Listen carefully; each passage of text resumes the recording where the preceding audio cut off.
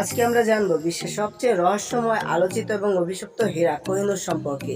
এই এক হীরা নিয়ে পৃথিবীতে এত পরিমাণ ইতিহাস এবং এত পরিমাণ রাজনীতি এবং অভিশাপ লুকিয়ে রয়েছে যা অন্য কোনো কিছু সম্পর্কে নেই। তো চলো আমরা আজকে জেনে নেই এই অভিশপ্ত হীরা কোহিনূর সম্পর্কে মজার কয়েকটি ফ্যাক্ট। তো ফ্যাক্ট নাম্বার 1, সর্বপ্রথম সবাই মনে করে এই হীরাটি অভিশপ্ত এবং এই হীরাটি যদি পুরুষ মানুষেরা ব্যবহার করে তাহলে তাদের জীবনে নেমে আসে দুর্ভাগ্য আর ধ্বংস। ফ্যাক্ট নাম্বার 2, এই হীরাটির শব্দের অর্থ কোহিনূর শব্দের অর্থ হচ্ছে আলোর পর্বত এবং এই শব্দটি এসেছে পার্সি ভাষা থেকে। এই শব্দের অর্থ শুনলে বোঝা যায় এর মহিমা কত দূর।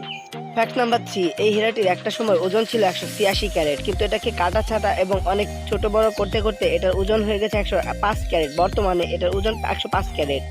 এবং ফ্যাক্ট নাম্বার 4, এই দেশটি অনেকগুলো দেশ এই হীরাটির উপর তাদের দাবি জানিয়েছে। ভারত, পাকিস্তান, আফগানিস্তান এবং অনেকগুলো দেশ এর উপর দাবি জানিয়েছে নিজেদের, কিন্তু বর্তমানে এখন পর্যন্ত এটি ব্রিটেনের কাছেই রয়েছে এবং ব্রিটেনের কাছ থেকে আজ পর্যন্ত কেউ এটি ছিনিয়ে নিতে পারেনি। এবং এর 5 নাম্বার ফ্যাক্ট, 1830 খ্রিস্টাব্দে এই সম্পদের মালিক ছিল মহারাজা রঞ্জিত সিং, যিনি পাঞ্জাবের শাসক ছিলেন। এবং এর 6 নাম্বার ফ্যাক্টটি হচ্ছে রাজপরিবারে, ব্রিটেনের রাজপরিবারে এটি সবসময় ব্যবহার করা হয় বর্তমানে, এবং রানী এলিজাবেথের একটি বিশেষ মুকুটে এই হীরাটি ব্যবহার করা হয়। কিন্তু মহারানী এলিজাবেথ বর্তমানে বেঁচে নেই, কিন্তু তারপরেও এটি ব্রিটেনের রাজপরিবারেই রয়ে গেছে।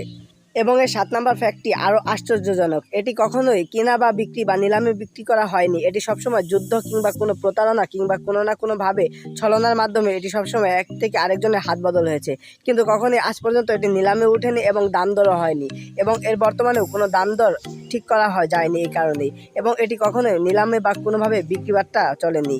এবং ফ্যাক্ট নাম্বার 8, মোগল সম্রাট এই হীরাটির কথা তার আত্মজীবনীতে লিখেছিল এবং তিনি এর নাম দিয়েছিল ভিন। এবং এর 9 নাম্বার ফ্যাক্টটি হচ্ছে অনেক রাজা এই হীরাটাকে ভয় পেত। অনেকে মনে করতো এই হীরাটি হয়তো দুর্ঘটনা বা খারাপ একটি বয়ে আনে তার জীবনে। এবং এর সর্বশেষ ফ্যাক্টটি হচ্ছে এটি এখন পর্যন্ত ব্রিটেনের রানী বা ইংল্যান্ডেই রয়েছে এই হীরাটি, কিন্তু ভারত এটিকে বারবার তাদের কাছে ফেরত চেয়েছে। আপনি কি মনে করেন এটি ভারতকে ঠিক করে ফিরিয়ে দেওয়া উচিত নাকি এটি ফিরিয়ে দেওয়া উচিত নয়?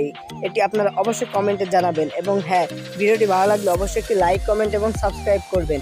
যেহেতু ভিডিওগুলো আমি নতুন নতুন তৈরি করছি, এই কারণে ভিডিওটিতে অনেকগুলো সমস্যা হতে পারে, আপনাদের কাছে ভালো কোয়ালিটির নাও লাগতে পারে, কিন্তু দয়া করে লাইক, কমেন্ট এবং সাবস্ক্রাইব